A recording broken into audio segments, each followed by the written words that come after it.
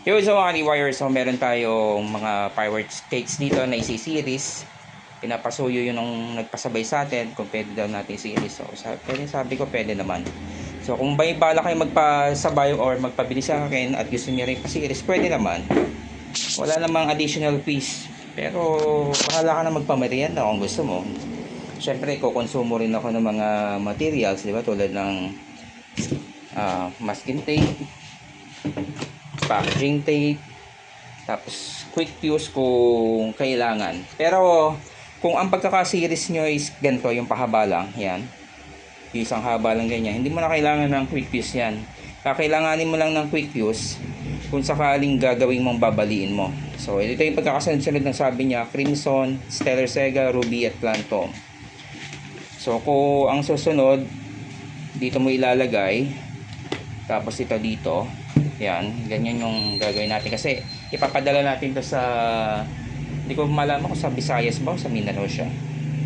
So kung dito yung last tube nung pagkakasunod dito, kasi dito halimbawa yung first fuse nya matatapos siya dito, so ito yung uling first fuse nya, matatapos ulit siya dito. So para maisunod mo tong next cake na yan mula dito, kailangan mo na ng quick fuse. So napakawala ng quick fuse ngayon, kaya nakakapanghinayang bumili. Kung makakahingi kayo ng quick fuse na local made sa mga maker ng bombshell, manghingi na lang kayo. Kaysa bumili kayo ng mahal na ngayon eh, 1,850 or 180 yata. So yun, gawin na natin. So wala kasi umaayos sa tripod, kaya dito pa lang nilagay sa harap. So itong balot niya, alisin na natin. Ayan, nilagyan ko na siya ng pangalan para hindi tayo magkamali, kasi tatanggalin natin yung balot eh. So hindi tulad nitong dalawa nito, tapyasan mo lang ng ilalim, ayos na. So ito, madali yun sa Dragon kasi meron naka-ready na second fuse na agad. Itong mga to, dati alam ko meron second fuse to eh, pero ngayon wala na oh. Kaya doon tayo bubutas. So kailangan nyo ng pang punch. Ito stainless to eh, hindi naman ako gumagamit nung copper kasi parehas lang naman sila. Mas highly conductive pa nga yung copper or bronze or brass. Highly conductive yun. Hindi naman sila ang nagkokos ng static yung kamay mo kung naka-charge ka ng static. So kung brass yan, copper or bronze, napaka-conductive pa rin ng electricity nun. Kaya kung naka-charge ka pa rin ng static, ganoon pa rin. Kaya ordinary stainless na lang yung gamit ko. So yan, dahil naka-ready na to, operahan na natin. Hindi na mahirap i-series to kasi naka-ready na siya eh oh. Wala akong tripod eh, kaya magalaw yung aking camera, nakasabit lang sa harapan ko. Ayan. Ganda ng gamit ng packaging tape. Ano bang tawag dito? Gum tape. Hindi gum tape to eh. Parang paper tape lang siya, pero ang kapit oh. Ang ganda.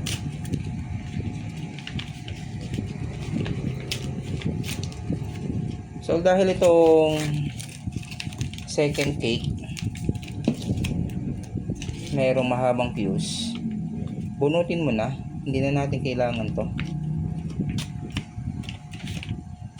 Ito nang i-insert mo yung secondary fuse ng Dragon.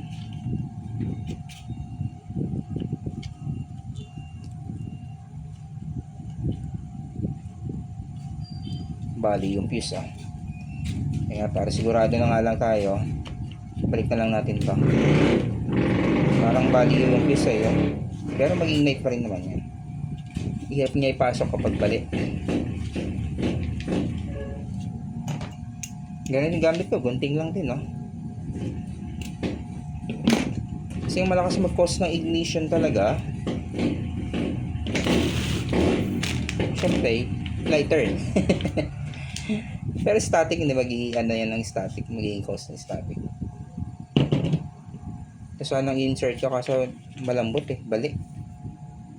Kaya ganyan na lang, pwede naman ganyan. Secure lang natin ng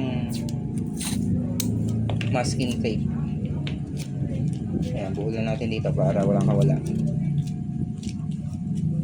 Tulupot na natin. Secure natin ng yan, ganyan lang. Yan, nakasiris na yan. Pero maganda, i-tape nyo muna to ng packaging tape bago kayo mag-series. Na-excite ako eh. Kaya hindi ko muna na i-packaging tape para hindi gumalaw.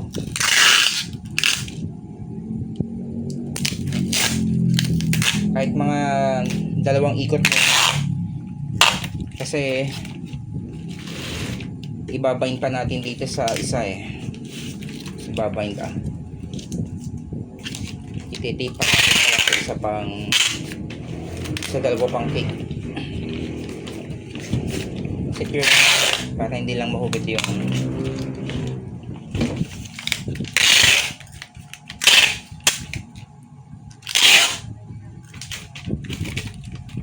dito. Ayan. Gumagalaw kasi, di ba? Okay, secure na muna.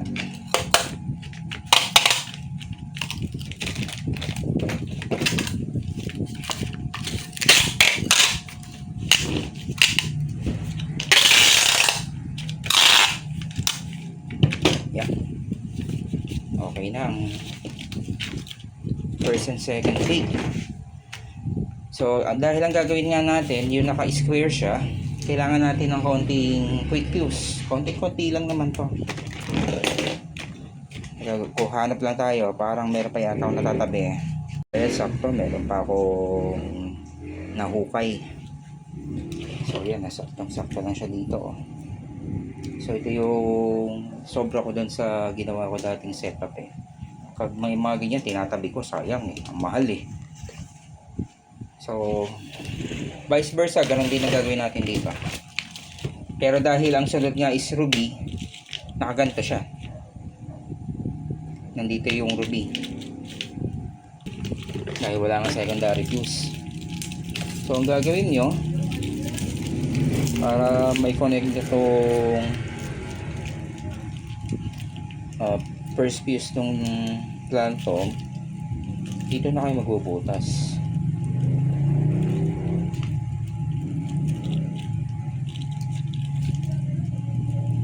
Kapit talaga ng tape.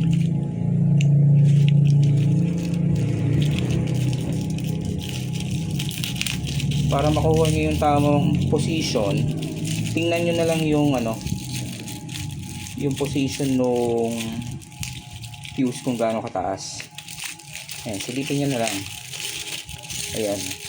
Ayan, gunting ko para walang delay.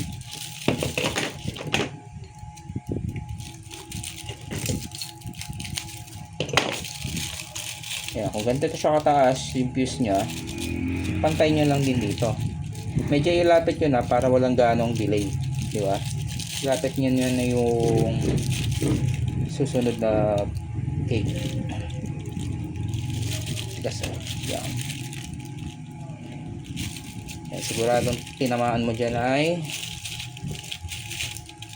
yung leaf charge kasi pantay na pantay. Ayan. Kahaba lang kasi talaga nito ngayon. Tsaka napakakapit ang tape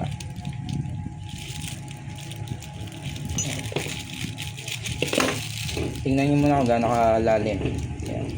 Masyadong mahaba, bawas kayo ng konti.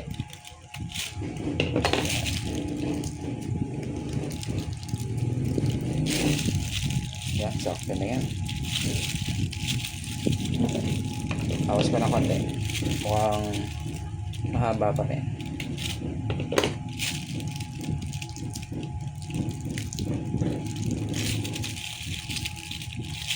Yan.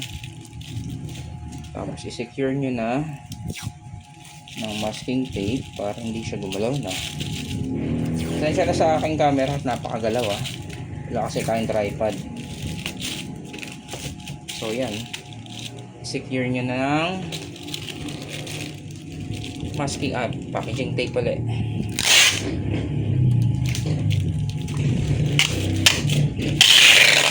Para siguradong walang kawala.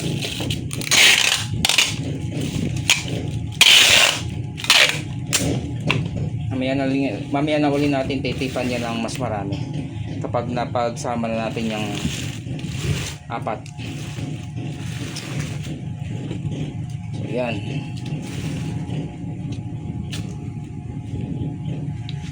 So tape na lang muna natin ulit sa ibabaw.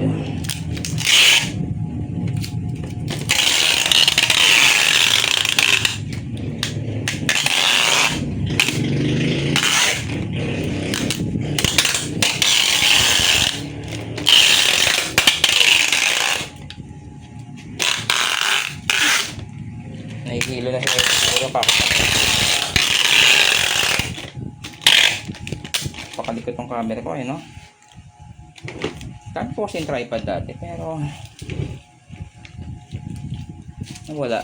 Teka lang, hanap ulit tayo ng quick fuse na mas mahaba. Medyo bitin na yun. So nakahanap na tayo ng mas mahaba. Yan. So kung gusto nyong mas mabilis na paraan, pwede nyo na lang i-insert yung secondary fuse at saka itong quick fuse. Pero yung ibang ginagawa, ito mismo yung pinapasok nila sa pinapasok nila sa loob ng tube. Pahirapan yun pwede mo na insert na lang na ganyan kapag na-insert mo, secure na mo ng masking tape. Yun na yun, wala nang kawala yun. Mabilis na rin yan. Walang delay na matagal yan. Kasi paglabas nung apoy dun sa tawag dito sa visco fuse, sunod na agad na yan. Kaya naman sobrang haba, kaya bawasan nyo na. Basta ilapit nyo na lang din, di ba? Wala nang delay yan. Kaya pala mahaba, pero ayos na yan. Fold na lang natin.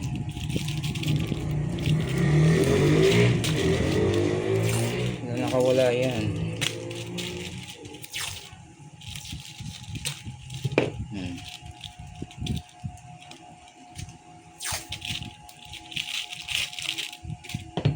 At saka nyo secure na ng packaging tape lahat. Wala nang kawala.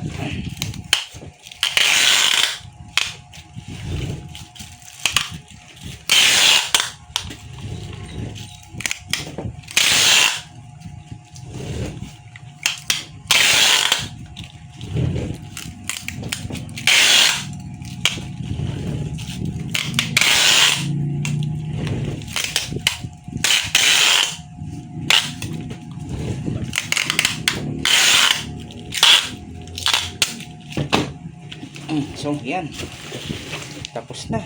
So wala nang kawala yan. So secure na lang natin yan ng box, i-box natin para medyo presentable tingnan.